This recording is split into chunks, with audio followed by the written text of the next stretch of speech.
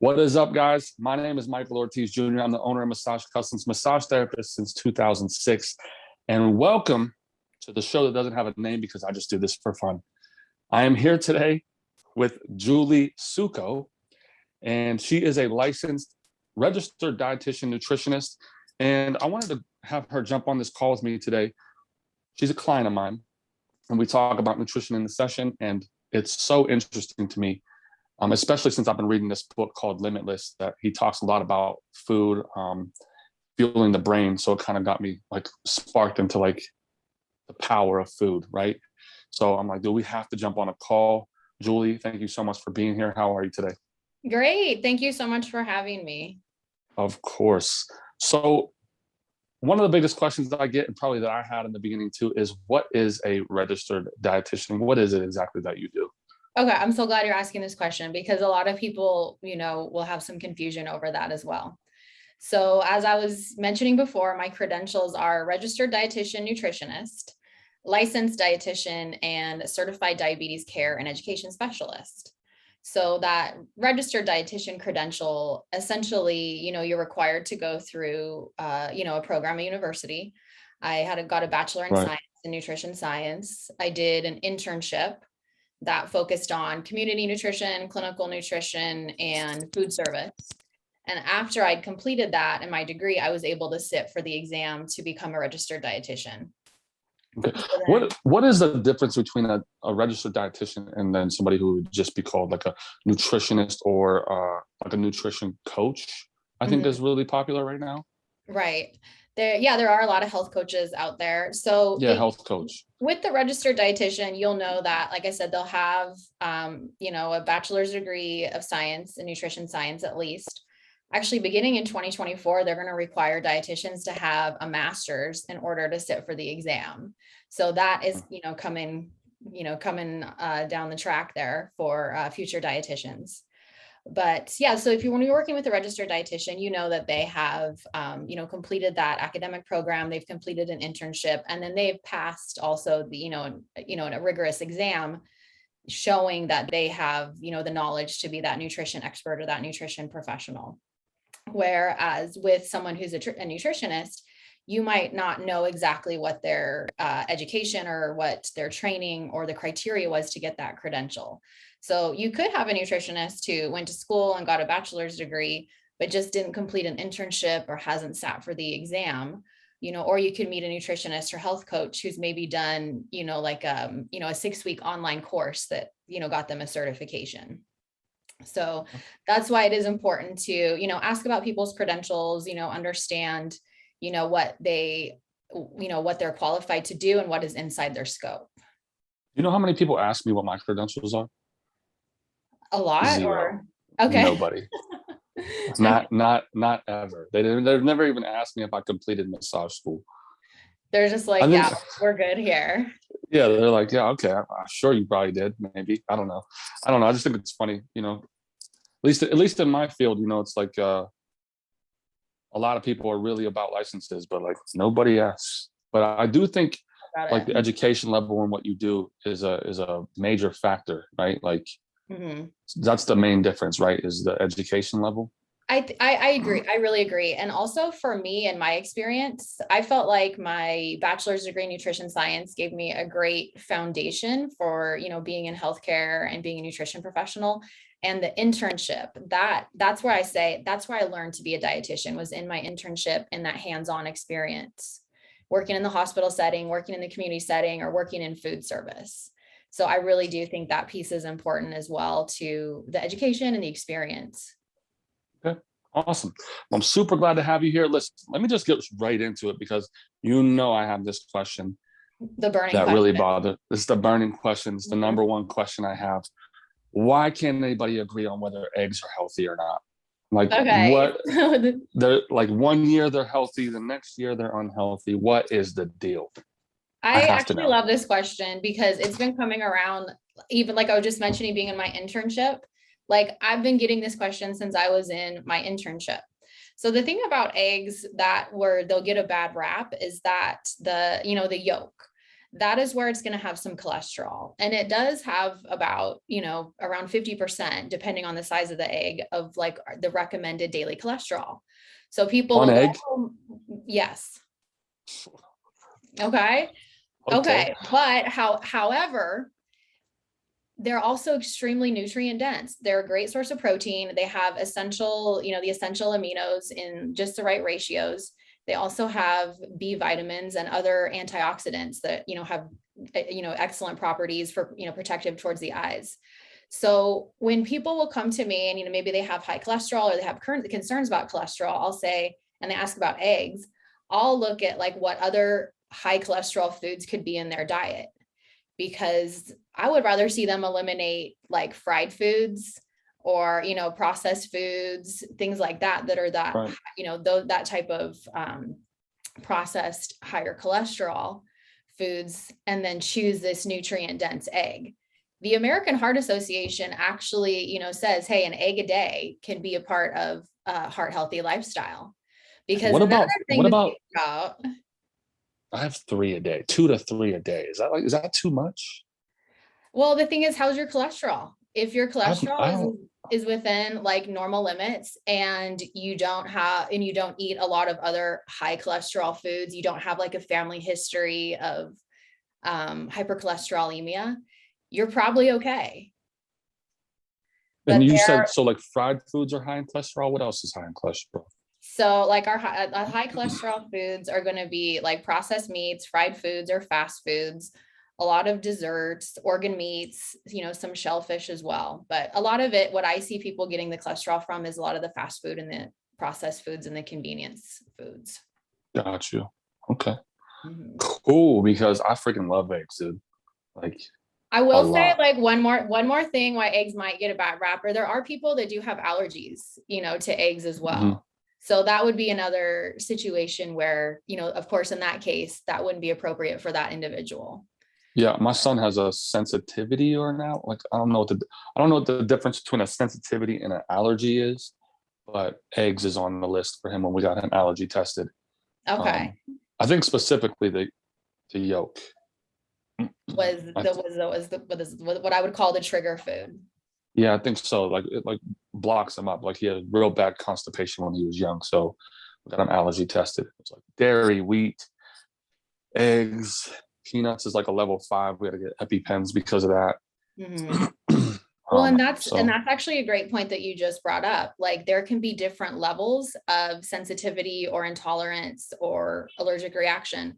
There might be people that have a sensitivity where they get a skin rash or they have like some GI distress, but they don't go into full on anaphylaxis, where like, when we have a severe allergy, that could be the case where we need that EpiPen. it's interesting because we got him allergy tested and so we know he's allergic to peanuts, right? And actually we got him allergy tested the second time and they said that the peanut allergy was worse, but he's had peanut butter a couple of times with no reaction. But it was like, like Jif or something like that, not like natural peanut butter. And then he's never had a reaction to peanuts at all. And he's definitely had them on accident, like through a peanut butter and jelly sandwich or something. Right. And then we were at my spa and he ate 100-gram bar without me knowing. I told him, no, like, look, it's peanuts. And he didn't, I guess, process what I actually said and ate it anyways. He was like, and this then like looks 10 tasty. minutes later, he's like, Dad, my throat is itching. And I'm like, I freaked out, dude. I was like, what the heck, dude, Like, did you eat get that? the EpiPen. I actually gave him lemon, lavender, and peppermint, which is supposed to be good for like reducing those symptoms, and it did work. And that went away really quick, thank goodness, because I did not have the EpiPen on me. I was freaking out, to be honest with you. Oh my gosh. But like, why do you, I don't know if you have the answer to this, but why wouldn't he react to something and then to others he would? That, with the allergies and intolerances, it's so individual, what different people will experience. And there's some people that, like we said, you can have some level of exposure and they'll be okay. And other people that they completely, they cannot at all. So what I see is that it is very individual to each person, how they may react. Got you. So in my industry, in the massage industry, we talk a lot about inflammation, right? Whether that be of, I don't know, like an actual like swelling and fluid buildup because of a recent injury. But the word inflammation gets thrown around a lot because of like pain and, oh, that you got injured in this area is inflamed. Um, I operate under the belief that if we can reduce inflammation in the body, we can absolutely reduce pain.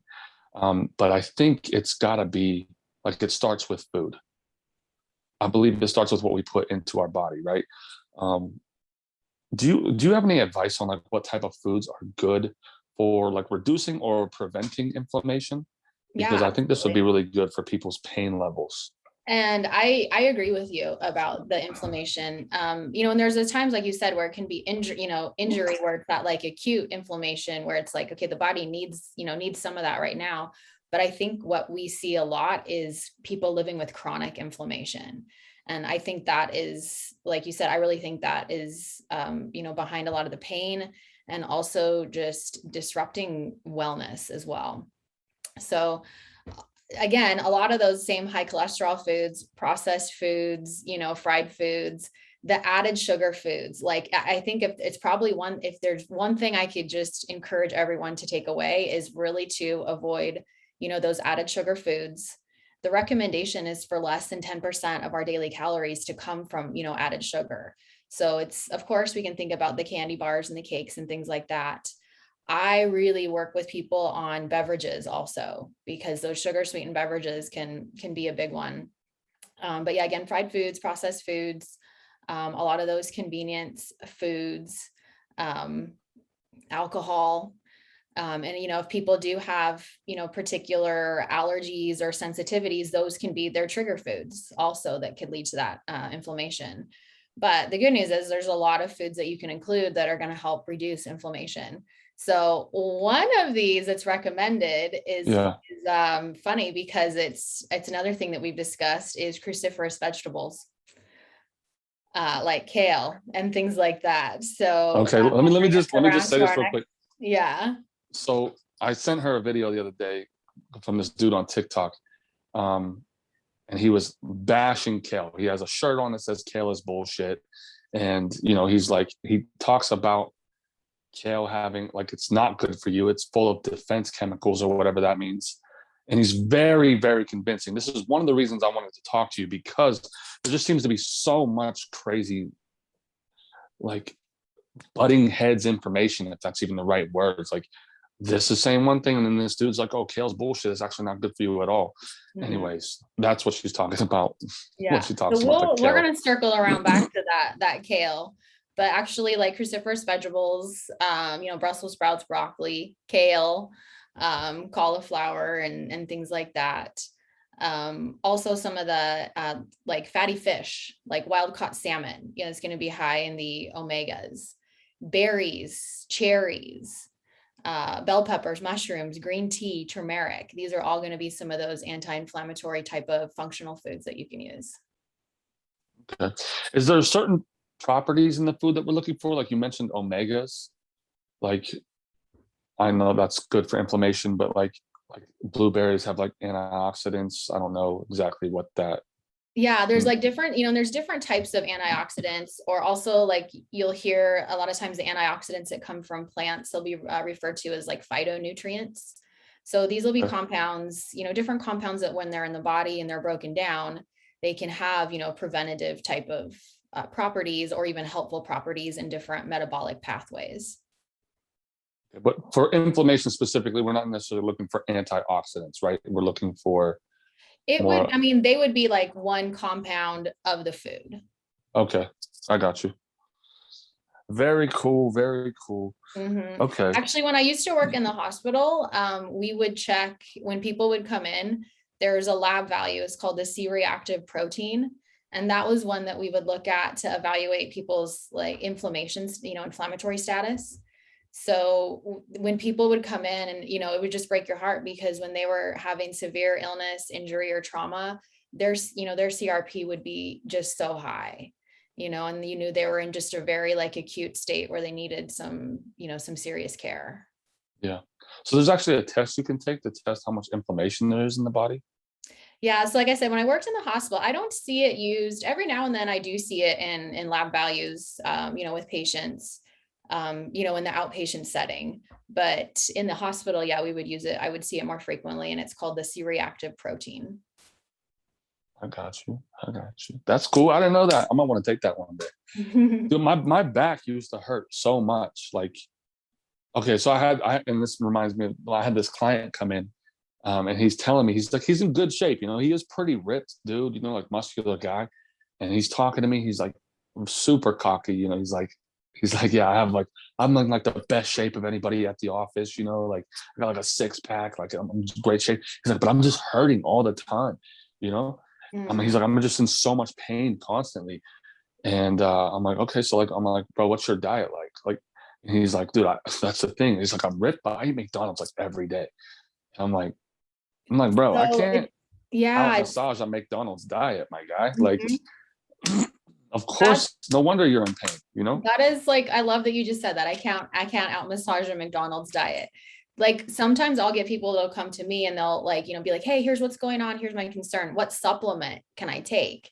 Yeah, And I'm like, hey, let's talk about let's talk about what's going on the plate first before we get to that supplement. So I'll say, a supplement won't fix a bad diet as well. for sure. Yeah, it's just so like, I don't know. That's one of the reasons that story that I just told you is one of the reasons I'm interested in talking to you today as well, because I tell people, my clients, I'm not a nutritionist, but if they're in any type of chronic pain, I usually refer to their diet. I'm like, especially when it comes, if they're having headaches regularly, or like soreness in their back, upper back, neck, shoulders all the time. It's just all the time, constant. I'm like, dude, you got to probably go look at what you're eating, Mhm. because um, I did start taking a supplement that I do think helped with my pain, but I did clean up my diet as well. Mhm. Um, but I noticed after taking, and it had like more fruits and vegetables in it, to help supplement some of those things that I was lacking in my diet and still am. but I did notice a huge improvement in my pain level after taking it for a couple of weeks. But it was like out of nowhere. I was laying on the couch, and like typically in a position I was in, like on my side with my hand on my head, my neck crank would cause so much pain traditionally. And I'd be sore, like getting up and like achy. And then I just tuned in one time. I'm like, I wasn't at all. And that's when I started getting into like, okay, maybe it's not just I have to push on muscle to help people relieve pain. And so I started telling them to like pay attention to what they're eating. This is Right. one of the things I say. Now tell me if this is true, okay? Okay. I tell them like, look, pay attention to what you're eating. Pay attention to how you feel after you eat. That can be a good indicator that this is doing good for you or not, right? Because I'll notice after I eat like a turkey sub at Subway, my neck will start to hurt immediately and I'll borderline have a headache, right? And like a chicken sub there will not do it for me. But for I'll be fine. And so I tell them like, I don't know what it is. Maybe it's a chicken. Maybe it's that processed turkey that they have there. I'm like, I don't know. Maybe it could be lettuce for you. I don't know. I'm not a nutritionist. You should talk to somebody about it. That's why I tell them. Can lettuce be a trigger? you could be. Absolutely, it could be. That's my Um, question. People who have IBS, some of those high fiber foods, different types of lettuce, because there are various types of lettuce as well. Those can be trigger foods for them.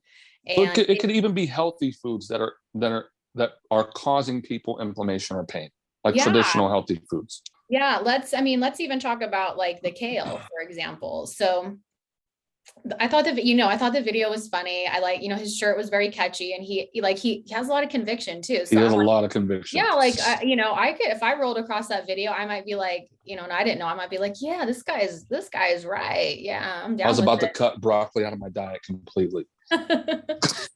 But I think that there's always a little bit of truth to everything I find. So there are some, properties in the kale or the cruciferous vegetables that could, be trigger foods for people with IBS, that they would need to avoid that. There's also, and I don't know if I'm going to say this completely right, glucosinolate, which is in kale. And interestingly enough, in some research studies, they've shown that when those compounds break down, they can lower inflammation and they can have properties that are protective, against cancer formation. However, there have been people that have said, hey, that those compounds can also impact how the thyroid utilizes iodine. So then they've said, well, could this be a hormonal, could this start affecting things hormonally? I did read up on this because I wanted to know how much truth there was to it. And I found an article from a physician at Northwestern who had said to really have have it impact the usage of iodine and impact hormone levels, the amounts that would have to be eaten would just be like outlandish. That like normal people wouldn't ever consume, a person wouldn't ever consume that amount to start getting those type of symptoms. So again, for most people, these are going to, kale and cruciferous vegetables are going to be totally appropriate foods, but there might be those, individuals who do have, IBS or find it as a trigger food. And when it comes to GI distress, like I'll call it GI distress, intolerances, things like that, I'm really big on elimination diets. And with the elimination diet, I like to keep it really simple. I'll have, if we suspect there's a trigger food, like let's say, nuts, that we could be suspecting nuts as a trigger food. I'll, have somebody for 2 weeks, cut it out in any form, not nuts, not, peanut butter, nut butter, or in any type of other type of dish, trail mix, granola bars, things like that, and record their symptoms. Like you were saying, like, how do you feel? So as we would record the symptoms to see how we're feeling, after we eat certain foods, then we can also be recording when we're not eating these foods, how we're feeling. And I'll have some people that they'll know within like a week or so that they're like, oh yeah, I'm feeling so much better. I have reduced symptoms, I'm having more regular bowel movements. I'm not having reflux, things like that. They'll know pretty quickly if that was a trigger food or not.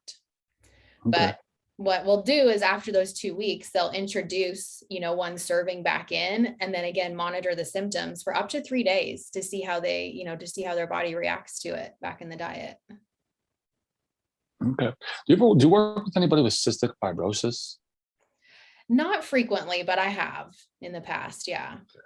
I don't want to talk too much about that. A client popped into my head. I'll talk to you about that later. Okay.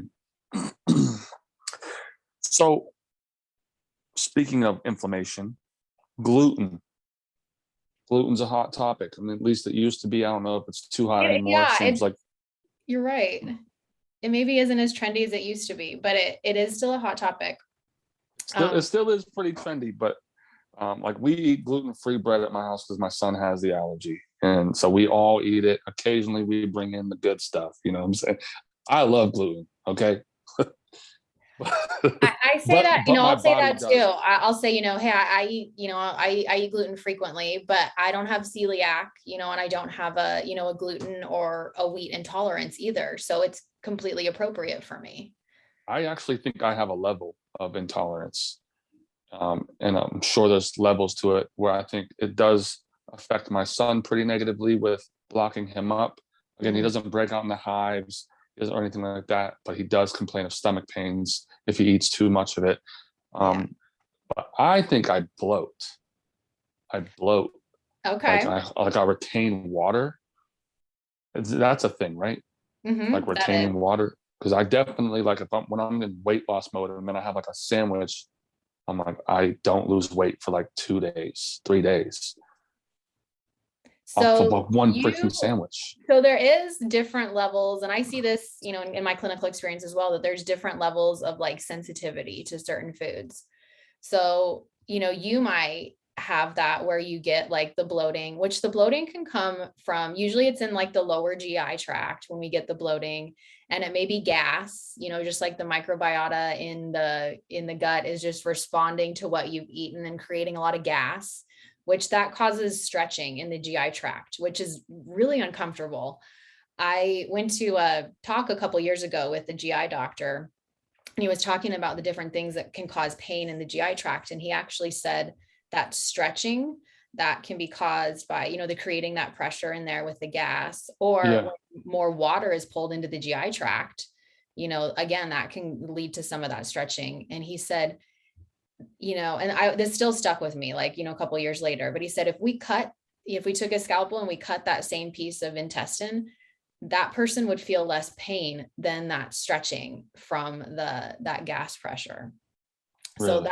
that's typically what you're probably experiencing when you're having some bloating is, like I said, your microbiota in there having a little response to that. And you start, to feel that. So does gluten cause, it's an inflammation causer, correct? It depends on the Typically. individual. It really So depends that's what I was gonna ask was, does it actually cause inflammation or negative impacts on the body to everyone, or is it just to some people? So for individuals who have celiac disease, true celiac disease, these are, my people that I'm working with, and we're not bringing any sort of gluten, bread in the house, or if we do, we're using separate toasters. We're using like shampoo and lotions and things like that are gluten-free, because we don't want them to have any exposure to that. That will start to actually damage the GI tract.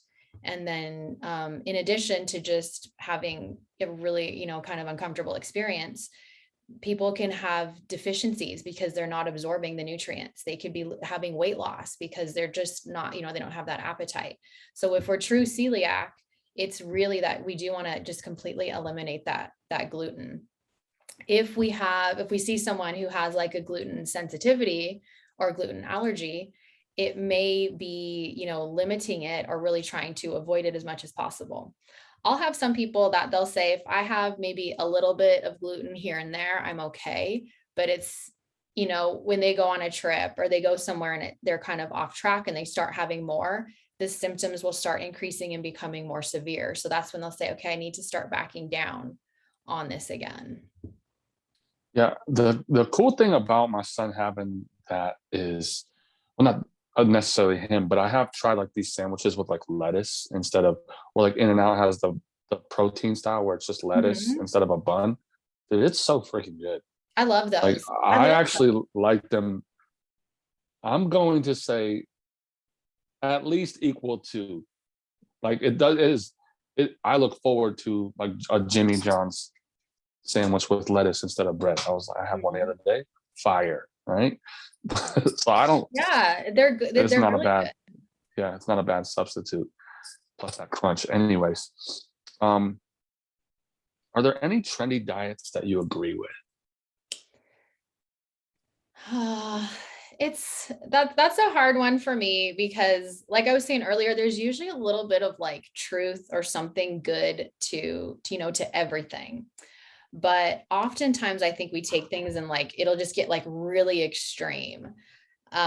Year over year, when we look at different diets, the Mediterranean diet always performs really well as far as people enjoying it, having good health outcomes, and also like healthcare professionals.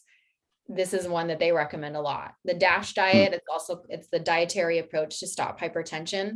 It's quite similar to the Mediterranean diet that's really focused on a lot of produce, high vegetable intake, high fiber, lower fat foods, limiting sodium in the diet. So those, like I said, are traditional ones that year over year are really popular. What I coach to a lot is what I call the 90-10 model. So, I try to just kind of teach people that we're looking for progress. We're not looking to be perfect. And we want to focus more on habits than like following a meal plan. Exactly. We want to create those good habits to have the healthy lifestyle. So with that, I'll, coach people on, how we want to build the plate, with, choosing a lot of high fiber vegetables, balancing, a portion of complex carbs with, some lean protein food. So we'll discuss, those type of things. But like I said, I call it the 90-10 model. So I say 90% of the time we want to practice those, those good habits, stay on our plan, focus on hydration, all that good stuff. 10% of the time, let's have some flexibility. Let's liberalize the diet here and there. And I find that, because typically if we eat, if you're someone who eats 3 meals a day, 10% would be a couple meals a week where you could just, Some of my patients call it cheat meals. I like to call it flex meals or, fun meals or 10% foods. But I think that way it gives like a good balance of still having like some of those foods, staying on track, but then that 90%, if you're really following that, that's what drives the outcomes. Yeah, I was watching a video the other day where this girl was talking about how she calls it all the time foods and sometimes foods. Mm-hmm. And I thought I liked that. Like getting away from words like cheat meal or it's like the negativity and the guilt around, oh, I'm going to have a yes. candy bar today or a slice of pizza or something like that. Not feeling bad and having these negative, oh, I screwed up this week, which I think when you have that mindset, like it leads into more bad behaviors. I completely agree with that. I totally agree with that. When's the last time you had pizza, like unhealthy pizza? I had pizza a couple weeks ago.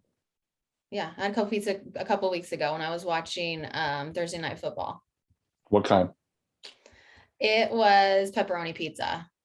And do you know what? This is going to may sound weird, but you know how like some places you can get the pepperoni pizza and like it'll be in like little, like they're like little like circles, like little bowls, little dishes. I don't know why I love that type of pepperoni. I actually agree with you. It seems more authentic. I don't know why. But I'm not Where that was it from? either. Domino's? No, I was out visiting my family in California. So I think it was called Pizza Plus. A place Like out a mom and pop place? Mm-hmm. For sure. All right, that's good to hear. People need to hear this. You're a very healthy person. They want to hear how you ate pizza. Oh yeah, absolutely. I've had cookies this week too. Oh, snap. So like, all right, back to the diet, the trendy diet things. Like, what are your thoughts on keto?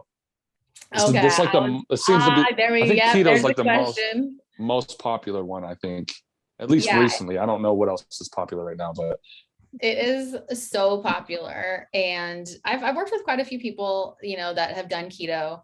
And I do think there are some good principles of it. I like that it does, because I remember like when I was a teenager back in the 90s, like everything was low fat. So like fat was like, now it's carbs, but back then it was fat.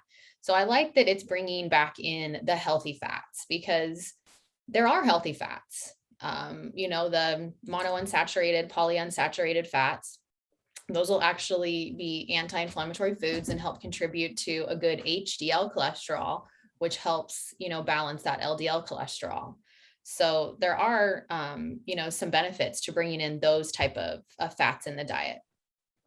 And it's also keto is very focused on, avoiding the added sugars, which, I'm all about limiting those type of foods. However, a couple concerns that I've had with keto is that it doesn't really seem to, touch on limiting saturated fat or trans fat. And those are things that do, like pull out to me. So like the trans fat, this is a man-made fat that I always tell people, if I had a time machine, I would go back in time and be like, don't do this. Like, just stop. I know it seems like a good idea. It's going to extend shelf life. It's going to be really tasty, but like, just don't do this. That is what I would do with one of the things I would do with my time machine. So, the trans fat activist. Okay. Yeah, exactly. And then the saturated fat, which, comes from a lot of our animal products, which is still, we still do need an amount of that. And those animal products have a lot of other benefits, but like I said, it does concern me that it's kind of like a free for all with the fats. So that's one thing that I'll try to kind of work with people on is choosing the right type of fats, with that, and then balancing it with some other foods. Another thing that with keto, and I know I just keep saying negative things, but one thing I read, when you really do a true keto and you're, the produce is very, very, very low, of any type of, fruit is like almost none. Vegetables, even non-starchy vegetables, are pretty low. So we actually miss out on a lot of our daily vitamins and minerals, like half, if we're, taking those foods out. So it's like a multivitamin would definitely be necessary in that case. Interesting. Okay. What have you heard of the caveman diet? I have, but I'm not like super familiar with it. Is it similar to like the carnivore? or like I'm, paleo? probably. I don't. Okay. Probably is. Yeah, probably paleo. Okay. I guess I I do don't like really. paleo. I do You like the do? paleo diet. Yeah, there's some things that I'm a little more like liberal with that, like with grains, but I do like paleo because it's a lot of whole, whole foods. There's that reminds me of another one. I think it's like Whole 30 or something. Yeah, the Whole Have you heard of 30. that? Yep, I actually What have that book. is that good? It's another approach, and it does focus a lot on like whole foods, anti-inflammatory foods, and kind of like balancing things in the right proportions. So those will be like the paleo and the Whole 30. Is that what it's called? Whole 30? Whole 30, yeah, I like that one. Are two that you would possibly, for generic people with no Mhm. major issues. Also, like I'm really big on the plate method, and like it probably seems really basic, but it is. That's why it's like so awesome, is because it is basic. Yeah, I think the simpler the better. Hmm. Absolutely. When it comes to pretty much anything, if it's too complicated, I don't think it's going to be sustainable Right, for most people. For most completely. people, Hmm. and And the that's what I'm focused on. consistency, yeah, and the consistency and the sustainability is what gives those, long-term outcomes and helps get us to our goals. So it really is important to, choose a plan that is going to, merge with the lifestyle. Yeah, I have a huge issue with like the 6 week programs of pretty much any kind, especially 6 week workout programs where you're like crushing it at the gym every day for 6 weeks, changing your diet completely. And none of it is focused on sustainability. Every single person I know, every single person I know who has done a 6 week lose 20 pounds program has gained the weight back every time. There was one person who I think, there's probably some out there, but I don't think the exception makes the rule.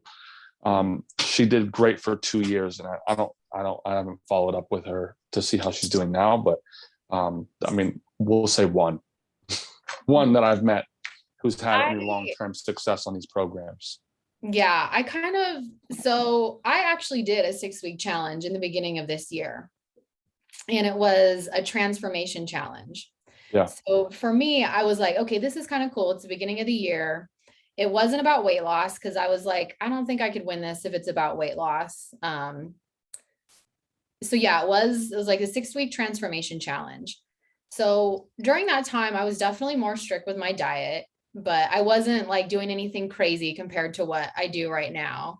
And I was really, really into the workouts then. I was very, very motivated and into the working out. So for me, it was just kind of like I was almost like taking like what I currently do and taking it to the next level for like 6 weeks.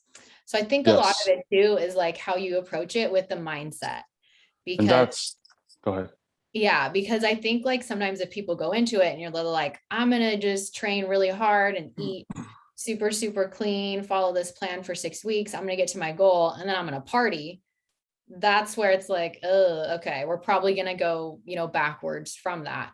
But if they can say, hey, what can I learn in these 6 weeks? Like, what things am I gonna apply even with these 6 weeks have ended, so that I can sustain this, or, keep going on this path, instead of like, okay, it's over, I'm off the wagon, it's time to party.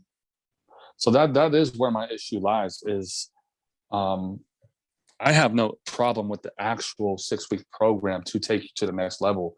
But it's the people, though, everybody who does it is going from 0 to 100. Like Mm-hmm. they're not even. I mean, like you got to get to 1, 2, 3. Like you can't just go from 0 to 100 and expect it to be sustainable. In my opinion, you right in your situation were already working out regularly. You were already eating healthy, correct? Mm-hmm. And So I then you will, did yeah, something that was a little more intense, or no? yeah. So I just kind of like stepped things up with my workouts, and I was way more focused on my nutrition. Honestly, I was eating more carbohydrate because I was trying to build more muscle. So I was eating also more frequently during the day, which may seem like not a big deal, but you know how it is when you're working and you're seeing clients and you've got stuff going on. sometimes just to eat 3 meals is hard enough. Then when you're trying to get to like 4 or 5, to get your pre-workout and, post-workout and all that stuff in, it can be a little challenging. No, my issue is the opposite of that. It's eating less. I don't have any issue eating more. Okay. That's not where my issues lie. But okay, so that transitions great into like, how do you recommend people do get started? Because most people who do those 6-week type of programs, like I said, they're going from 0 to 100 really fast. And in my opinion, when you do it that way, I think you can give up anything for 6 weeks and make it happen. But then like, you got to get back to reality.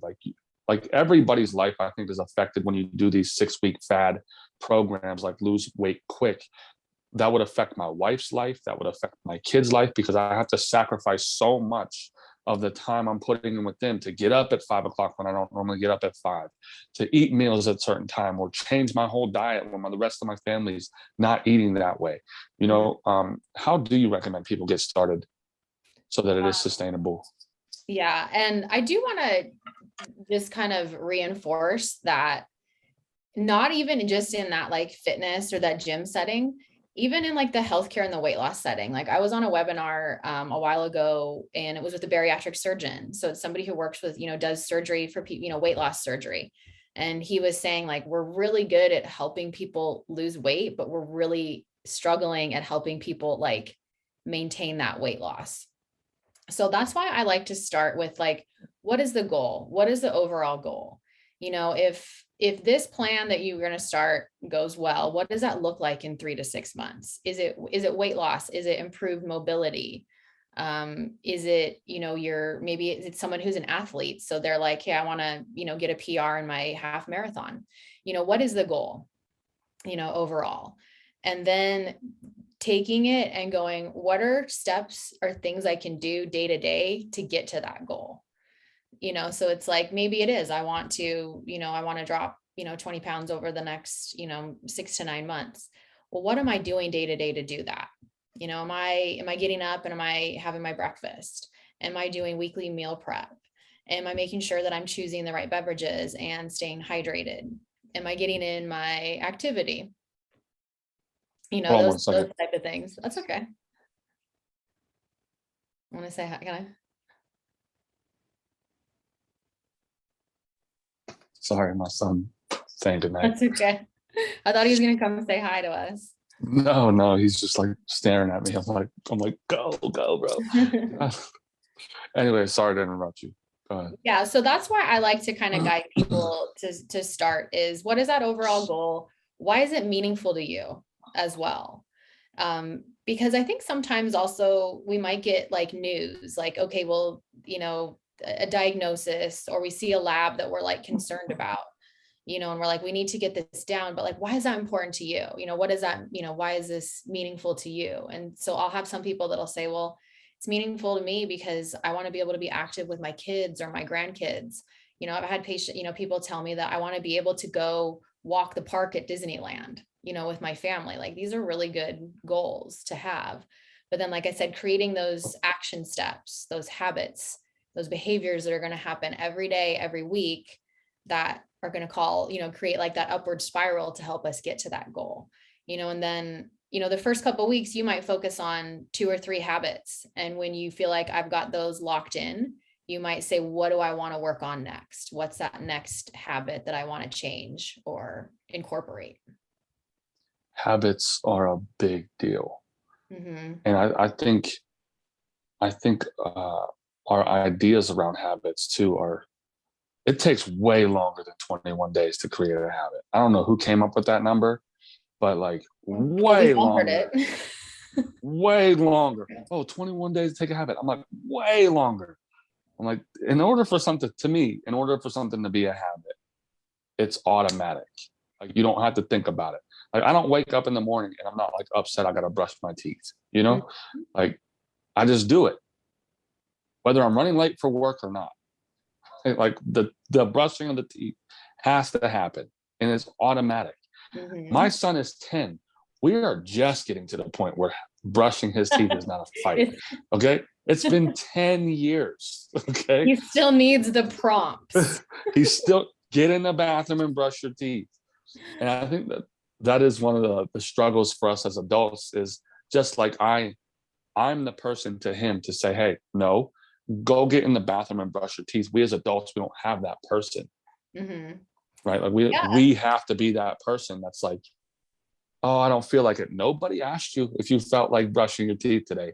Go brush your teeth. Nobody asked you if you didn't feel like sticking to your diet today. Put the freaking candy bar down. You know, like, I think that's probably one of the hardest parts for us, is that we have to be that person for ourselves.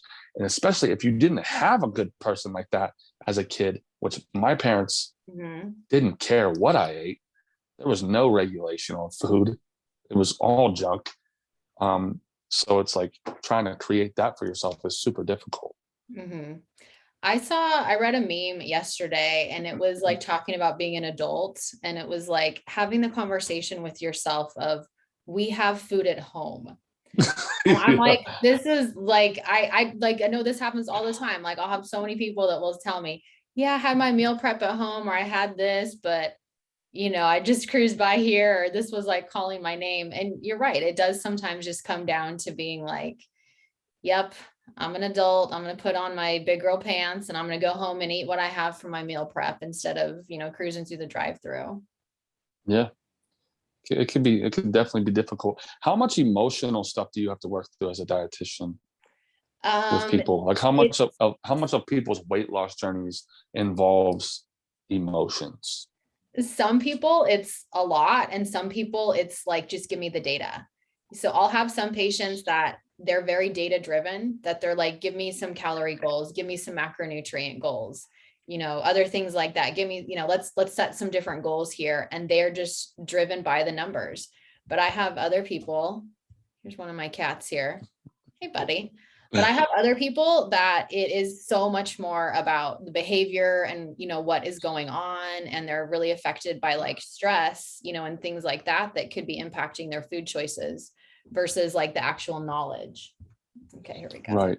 So, in those type of cases, like even before COVID, like, and I feel like this is coming up more and more, but even before COVID, when they'd poll people, it would look like about 60 to 70% of people would identify as what we would call emotional eaters, which I kind of like hate to say that, like emotional eating, because it sounds like a little dramatic, but it's like, if you're triggered to eat when you're bored, when you're stressed out, when you're upset, when you're, it could even be you're happy, you're celebrating, if you're triggered to eat for a non-food reason, that could, that's, something that we kind of like, I'll say we need to kind of pull that thread there and find out what's going on.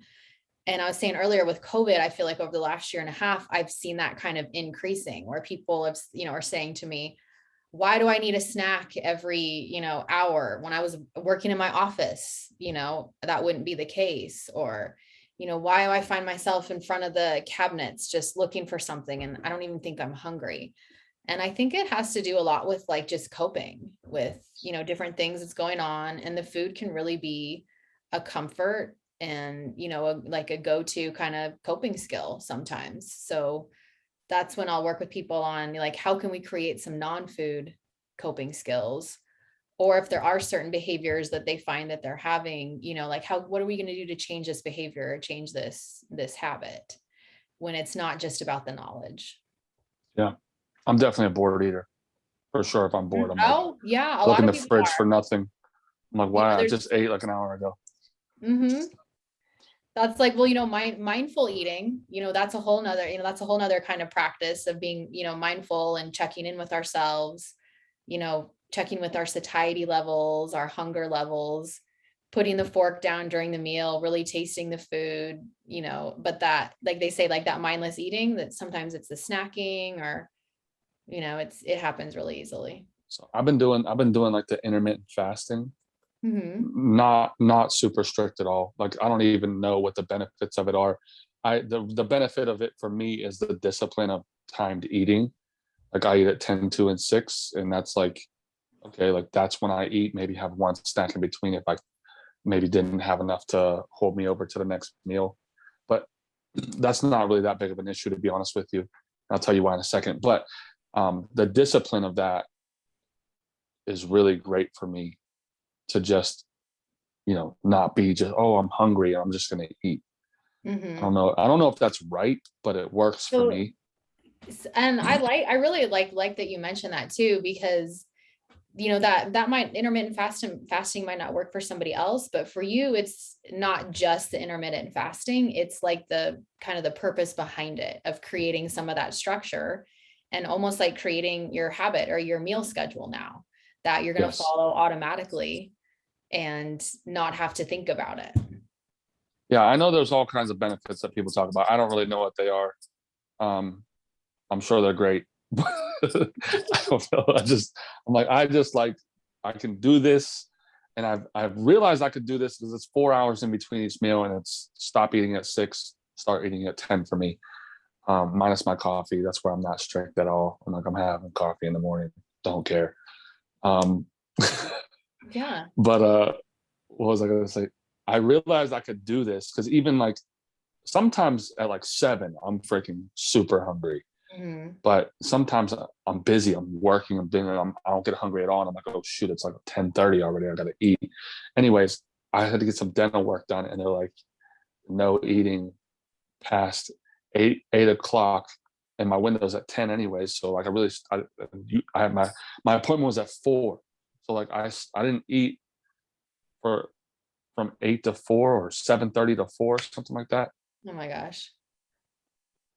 And it's not even that big Are of a you deal, but fading? when somebody tells you you can't, it's Right? way worse. It's way Uh-huh. worse. I'm like, they're like, you Mhm. absolutely cannot have any fluids past 8, or and I did it. And so that's when I was like, okay, that sucked, but like I freaking did it. I can wait till 10, and then at 2, and I can do this.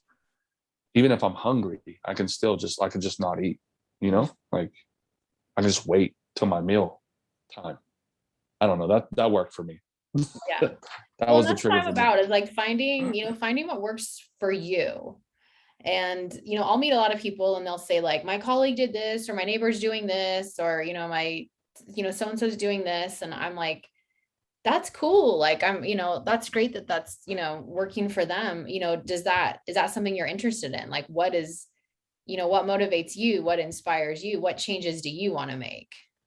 Yeah, that's good. What do you think about intermittent fasting, by the way? Um, Have you looked into it at all? Yeah, I have actually. So, because at first my concern was that, people aren't eating earlier in the day. My concern is that the metabolism isn't really getting started. And what I've seen with the quite a few patients that I've worked with is it's super common to kind of skip breakfast and maybe even kind of like skip lunch or midday meals. And then a lot of people will eat more in the evening time. And then that's when it's like, gosh, I'm not eating that much, but it's the timing, of when they're eating, like after they've done all this activity, that the body will just kind of store that instead of really kick up the metabolism. But with intermittent fasting, what I've seen and read is that if, when you are staying on that schedule where you do start eating, at that time, it will get, things going and the energy back up. But it has shown, they have shown some, benefits with it, I think, with actually reduced inflammation and insulin sensitivity as well. I was reading something about the insulin. There's a some I don't know what his credentials are, but he was talking about something about like if you eat every 3 hours or less, like the insulin production is really high. Well, Like, if you're eating carbohydrate, anytime we eat carb, the beta cells in the pancreas are gonna pop out, put out some insulin to help lower the glucose. So, if someone is eating, very frequently, every few hours, and they're having carbohydrate foods every few hours, yeah, the insulin response is going to be kind of like what I would call the rolling hills. is that bad? If it's a balance, if it's a balanced snack, or balanced, something like, Greek yogurt and berries or nuts, or like a sandwich, a couple pieces of wheat bread, turkey and maybe a side salad. Like if it's balanced like that, we're not going to get the big insulin response if we don't have that really high carb intake. I got you. Okay, very cool. My next question is, are like okay, Is it possible to like not get sick? Is there like foods that can cause you to be so healthy that you never get sick? I don't know that we could put out that guarantee that you would never get sick, but there are some foods that definitely support immunity. So, I mean, vitamin C, right? Citrus foods, that's been a very popular one over the years. So citrus foods, berries, even papaya. Actually, your cruciferous vegetables, once again, those are going to be a source of vitamin C, but What also are you calling it? What is it cruciferous called? vegetables. One more time. Cruciferous vegetables. Cruciferous. I I never heard him call that believe, before. yeah, I believe like I said, they're all in this family, but I think it has something to do with their leaves. Actually, the leaves form like a cross, will form a cross when you look at it in these Oh, vegetables. okay. Yeah. Okay. Okay. But like different, different vitamins, A, D, E, um, those are actually fat soluble vitamins as well, in the body, but like nuts and seeds, they'd be a source of, some of the vitamin E. Vitamin A is going to be like some of our, orange plants, Okay. like, oranges, sweet potatoes, carrots, things like that. Vitamin D, that's Love all actually that. like a really popular, that's vitamin D. I'm surprised how many people I see with low vitamin D, especially out here in Vegas, because it is synthesized through the sun, but to get it synthesized through the sun, you have to be outside in like midday sun for like 10 to 15 minutes a few times a week, like letting your face and letting your hands get exposed, which most people, are wearing sunscreen or covered, or they're not staying outside that long. So that's where we would need to get it from food sources like fatty fish and what. Question. Are you saying that sunscreen stops the production of vitamin D? Yeah, so I believe it will block some of those rays that you're trying to get, to synthesize that. That's my Didn't understanding. I may need to do a little more research on that, however. didn't know that. Hmm. Didn't know that. Okay. Yeah, I definitely need more vitamin D. I don't like the sun. I don't. The sun. I barely come out in the summertime, especially out here. Come on, it's so freaking hot. Mhm. I love being outside, fall, winter, spring. In the summer, you're not gonna see me. It's hot. It's hot. You're not gonna see me. I'm inside. I'm not a good dad in the summertime. But, like my kids want to play. I'm like, not with me. I'll see you in fall. Like, don't come too close. You're lucky you even got a hug. So, you mentioned in the last thing you were talking about metabolism. Maybe it was a couple times ago. You mentioned metabolism. Um, how big of a player is that in weight loss? Like, I can is it not just calories in, calories out? Like, or is like does the metabolism, when somebody has a high metabolism, does that mean that they're burning more calories on average per day than somebody with a low metabolism? Is that what that means? mhm. And how the frick? High Because I used to have a metabolism. super high metabolism, and now I don't. Yes. So that's, I was going to say aging, but I'm going to say that's part of maturing. Um, yes, and that is part of activity as well. So our higher activity people, their metabolism is just, burning all the time. But I do believe it has a big impact. And what I've seen in clinical experience is I can tell you I've literally had patients that I've looked at their food log or what they've eaten, and I'm like, they should 100% be losing weight. They should be seeing weight loss with these levels, but it's the timing of when they're eating. So like I was mentioning earlier, what I see so frequently is that we get really busy and breakfast gets skipped. Caffeine, coffee, beverages start to hop in there. So then too, if we, people roll through Starbucks, they get like a Frappuccino or something, that might keep them going, but that is not what, the body needs during that time. So if we keep kind of, again, cruising through the day, staying really busy, and then later in the day, when we sit down and eat, then the body is like, oh, we're feasting. I want to hold on to this. This is some good stuff here. So I work with a lot of people where I will try to encourage them to start front loading their calories. Or even with my patients living with diabetes, I'll have them try to front load their carbohydrates as well to, set up for a lighter evening meal so that when we go to bed, there's not like those calories or, carbs still absorbing. And then also during the daytime, if we're having those meals, that is another signal to the body that energy is coming in so we can burn, we can use this energy. So is that, when you say front loading, you mean just eating more calories earlier than saving them for later? Mm-hmm. Okay. Yeah. Yeah, because that's what I asked a couple of my clients today, what do you want me to ask you? And that was one of them, because she's been dealing with, like, she's done keto in the past and did great, lost a lot of weight doing that diet. Now she's trying it again and it's not working. Nothing is working for her at the moment. And she's having a lot of trouble. It's very discouraging for her. She says she's eating right, that she should be in a calorie deficit. She's not exactly counting calories to the T, but she feels at least what she's eating should be causing her to lose weight.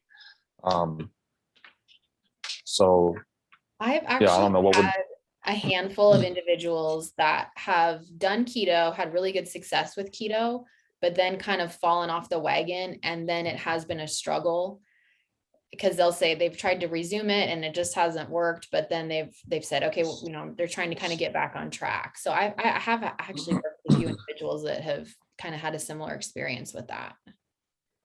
Is there something you would do with these type of people in general who are like that one person you said she should be losing weight? You said just more calories earlier in the day. Is that what? Yep. I would I'd be like, hey, what are we going to have for breakfast? Like, what can we start planning for, a breakfast food? You don't have to wake up and eat breakfast immediately, but let's try to do it within a couple hours of wake up, Right. Again, get that signal started, the energy is coming in. Okay. Awesome. And then the last question I have is, can you balance hormones with food? Because I had a client today, she asked me, she's having, I guess her doctor told her she needed more estrogen or something, or she was low on estrogen, and said that the only way to do that is through medication. Is that true? It really depends what the levels are.